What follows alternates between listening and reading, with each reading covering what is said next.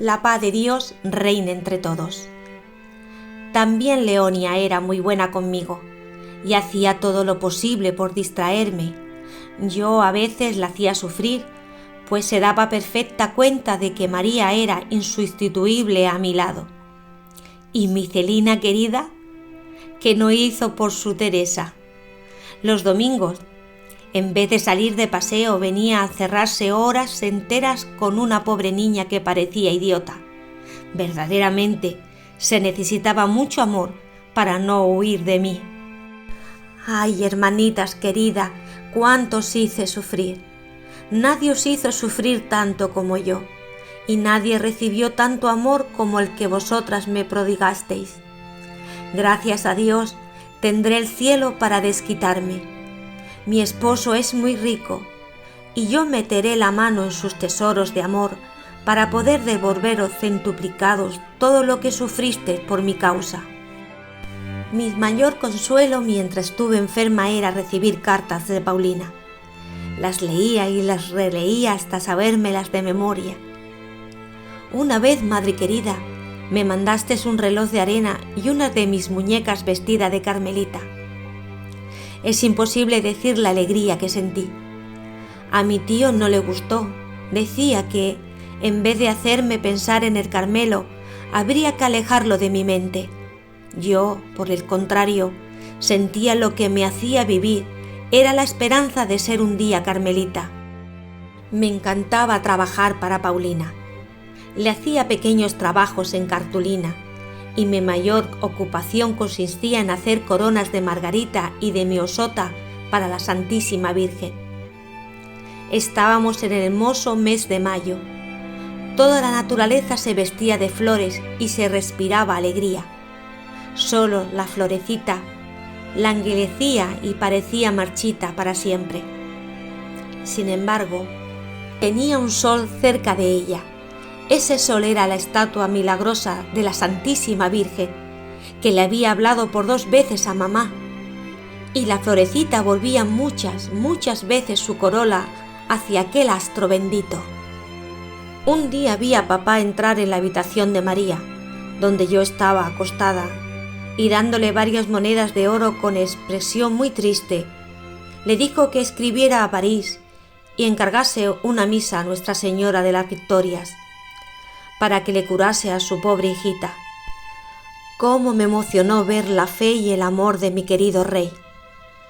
Hubiera querido poder decirle que estaba curada, pero ya le había dado demasiadas alegrías falsas. No eran mis deseos lo que podían hacer un milagro, pues se necesitaba un milagro para curarme. Se necesitaba un milagro, y Nuestra Señora de las Victorias lo hizo. Un domingo, durante el novenario de misas, María salió al jardín, dejándome con Leonia, que estaba leyendo al lado de la ventana. Al cabo de unos minutos me puse a llamar muy bajito: «Mamá, mamá». Leonia, acostumbrada como estaba a oírme llamar siempre así, no me hizo caso. Aquello duró un largo rato. Entonces llamé más fuerte y por fin volvió María. La vi perfectamente entrar, pero no podía decir que la reconociera, y seguí llamando, cada vez más fuerte: «Mamá». Sufrí mucho con aquella lucha forzada e inexplicable, y María sufría quizás todavía más que yo.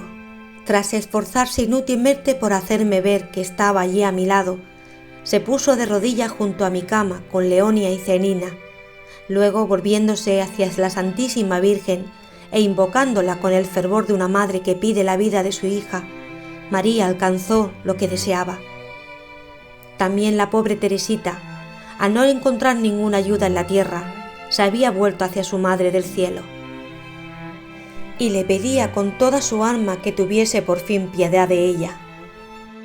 De repente, la Santísima Virgen me pareció hermosa, tan hermosa que yo nunca había visto nada tan bello. Su rostro respiraba una bondad y una ternura inefable, pero lo que más me caló hasta el fondo del alma fue la encantadora sonrisa de la Santísima Virgen. En aquel momento todas mis penas se dispersaron 2 gruesas lágrimas brotaron de mis párpados y se deslizaron silenciosamente por mis mejillas, pero eran lágrimas de alegría sin mezcla de ninguna clase. La Santísima Virgen, pensé, me ha sonreído. ¡Qué feliz soy, sí! No se lo diré nunca a nadie, porque entonces desaparecería mi felicidad. Bajé los ojos sin esfuerzo y vi a María, que me miraba con amor. Se la veía emocionada y parecía sospechar la merced de la Santísima Virgen que me había concedido. Precisamente a ella, a sus súplicas conmovedoras, debía yo la gracia de la sonrisa de la Reina de los cielos. Al ver mi mirada fija en la Santísima Virgen, pensó: Teresa está curada. Sí, la florecita iba a renacer a la vida. El rayo luminoso que la había reanimado ya nunca tendría sus favores. No actuó de golpe, sino que lentamente, suavemente fue levantando a su flor y la floreció, de tal suerte que 5 años más tarde abrió sus pétalos en la fértil montaña del Carmelo. Como he dicho, María había adivinado que la Santísima Virgen me había concedido una gracia secreta. Así que, cuando me quedé a solas con ella, al preguntarme qué había visto, no pude resistirme a sus preguntas tan tiernas y apremiantes, y sorprendida de haber descubierto mi secreto, sin que yo se lo hubiera revelado, se lo confié enteramente a mi querida María. Pero ¡ay, cómo lo había presentido! Mi dicha iba a desaparecer y a convertirse en amargura. Durante 4 años, el recuerdo de aquella gracia inefable que había recibido fue para mí un verdadero sufrimiento del alma. Solo volvería a encontrar mi dicha a los pies de Nuestra Señora de las Victorias. Y entonces se me dio en toda su plenitud. Volveré a hablar más adelante de esta segunda gracia de la Santísima Virgen. Ahora quiero contarte, madre querida, cómo mi dicha se convirtió en tristeza. María, después de escuchar el ingenuo y sincero relato de mi gracia, me pidió permiso para contarlo al Carmelo, y yo no pude decirle que no. En mi primera visita en ese Carmelo querido me sentí inundada de gozo al ver a mi Paulina vestida con el hábito de la Santísima Virgen. Fue un momento muy dulce para las dos. Teníamos tantas cosas que decirnos, que a mí no me salía absolutamente nada. Me ahogaba la emoción. La Madre María de Gondaja también estaba allí y me daba 1000 muestras de cariño. Vi también a otras hermanas y delante de ellas me preguntaron por la gracia que había recibido. Y María me preguntó si la Santísima Virgen llevaba al niño Jesús y si había mucha luz, etc. Todas estas cosas me perturbaron y me hicieron sufrir. Yo no podía decir más que una cosa: la Santísima Virgen me había parecido muy hermosa y la había visto sonreírme. Lo único que me había impresionado era su rostro. Por eso, al ver que las carmelitas imaginaban otra cosa muy distinta, mi sufrimiento del alma respecto a mi enfermedad ya había comenzado. Me imaginé que había mentido. Seguramente, si hubiera guardado mi secreto, habría conservado también mi felicidad. Pero la Santísima Virgen permitió ese tormento para bien de mi alma. Sin él, tal vez hubiera tenido algún pensamiento de vanidad, mientras que al tocarme en suerte la humillación, no podía mirarme a mí misma sin un sentimiento profundo de horror. Solo en el cielo podré decir cuánto sufrí. Al hablar de las visitas a las carmelitas me viene a la memoria la primera, que tuvo lugar poco después de la entrada de Paulina. Me olvidé de hablar de ella más arriba, pero hay un detalle que no quiero omitir. La mañana del día en que debía de ir al locutorio, reflexionando sola en la cama, pues allí era donde hacía yo mis meditaciones más profundas y donde, a diferencia de la esposa del Cantar de los Cantares, encontraba yo siempre a mi amado. Me preguntaba cómo me llamaría en el Carmelo. Sabía que había ya en él un Sor Teresa de Jesús. Sin embargo, no podía quitarme mi bonito nombre de Teresa. De pronto pensé en el niño Jesús y a quien tanto quería, y me dije: ¿cómo me gustaría llamarme Teresa del Niño Jesús? En el locutorio no dije nada del sueño que había tenido, completamente despierta, pero al preguntar la Madre María de Gondaja a las hermanas qué nombre me pondrían, se le ocurrió darme el nombre que yo había soñado. Me alegré enormemente, y aquella feliz coincidencia de pensamiento me pareció una delicia de mi amado, el Niño Jesús. Me he olvidado también de algunos pequeños detalles de mi niñez antes de tu entrada en el Carmelo. No te he hablado de mi amor a las estampas y a la lectura, y sin embargo, madre querida, a las preciosas estampas que tú me enseñabas como premio debo una de las más dulces alegrías y de las más fuertes impresiones que me han incitado a la práctica de la virtud. Me pasaba las horas muertas mirándolas. Por ejemplo, la florecilla del Divino Prisionero. Era tan sugestiva que me quedaba ensimismada mirándola, al ver que el nombre de Paulina estaba escrito al pie de la florecita. Me hubiera gustado que el de Teresa estuviera también allí, y me ofrecí a Jesús a ser su florecita. Si no sabía jugar, me gustaba mucho la lectura, y me hubiera pasado la vida leyendo. Afortunadamente tenía para guiarme unos ángeles de la tierra que me elegían unos libros que, a la vez que me distraían, alimentaban mi corazón y mi espíritu. Además, solo podía pasarme leyendo un determinado tiempo, lo cual era para mí motivo de grandes sacrificios, pues en frecuencia interrumpía la lectura a la mitad del pasaje más interesante. Esta afición a la lectura me duró hasta que entré en el Carmelo. Me sería imposible decir el número de libros que pasaron por mis manos, pero Dios no permitió nunca que leyera ni uno solo que pudiera hacerme daño. Es cierto que al leer ciertos relatos caballerescos no siempre percibía en un primer momento la realidad de la vida, pero pronto Dios me hacía sentir que la verdadera gloria es la que durará eternamente y que para alcanzarla no es necesario hacer obras deslumbrantes, sino esconderse y practicar la virtud, de manera que la mano izquierda no sepa lo que hace la derecha.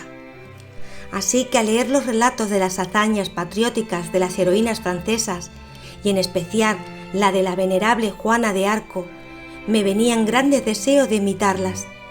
Me parecía sentir en mi interior el mismo ardor que las había animado a ellas y la misma inspiración celestial.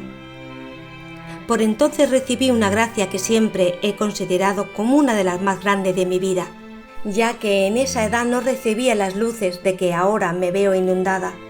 Pensé que había nacido para la gloria, y buscando la forma de alcanzarla, Dios me inspiró los sentimientos que acabo de escribir. Me hizo también comprender que mi gloria no brillaría ante los ojos mortales, sino consistiría en llegar a ser una gran santa.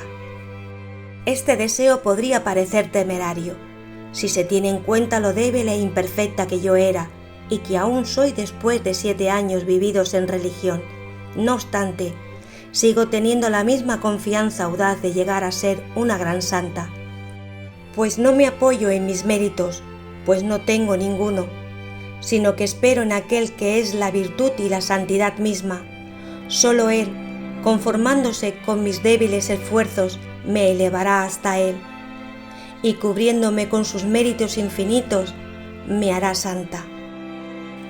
Yo no pensaba entonces que para llegar a la santidad había que sufrir mucho. Dios no tardó en enseñármelo, enviándome las pruebas que he contado antes. Ahora he de reanudar mi relato en el punto en que lo había dejado. 3 meses después de mi curación, papá nos llevó de viaje a Lexón. Era la primera vez que volví allí, y fue muy grande mi alegría al volver a ver los parajes en los que había transcurrido mi niñez, y sobre todo al poder rezar sobre la tumba de mamá y pedirle que me protegiera siempre. Dios me concedió la gracia de no conocer el mundo, a no ser justo para despreciarlo y alejarme de él. Podría decir que durante mi estancia en Alexón fue cuando hice mi presentación en sociedad. Todo era alegría y felicidad en torno a mí. Me veía festejada, mimada, admirada. En una palabra, durante 15 días mi vida solo se vio sembrada de flores. y confieso que aquella vida tenía su encanto para mí. La sabiduría tiene mucha razón cuando dice: el hechizo de las bagatelas del mundo seduce hasta a las mentes sin malicia. A los 10 años, el corazón se deja deslumbrar fácilmente, y por eso considero como una gracia muy grande el no haberme quedado en Alexón. Los amigos que teníamos allí eran demasiado mundanos y compaginaban demasiado las alegrías de la tierra con el servicio de Dios. No pensaban lo bastante en la muerte. Y sin embargo la muerte ha venido ya a visitar un gran número de personas a las que yo conocí, jóvenes, ricas y felices. Me gustaría volver con el pensamiento a los lugares encantadores donde vivieron y preguntarme dónde están. ¿Qué les quedó hoy de los castillos y de los parques donde las vi disfrutar de las comodidades de la vida? Y veo que todo es vanidad y afición de espíritu bajo el sol, y que el único bien es amar a Dios con todo el corazón y ser pobre de espíritu aquí en la tierra. Tal vez Jesús quiso mostrarme el mundo antes de la primera visita que iba a hacerme, para que eligiera más libremente el camino que iba a prometerle seguir. La paz de Dios reine entre todos.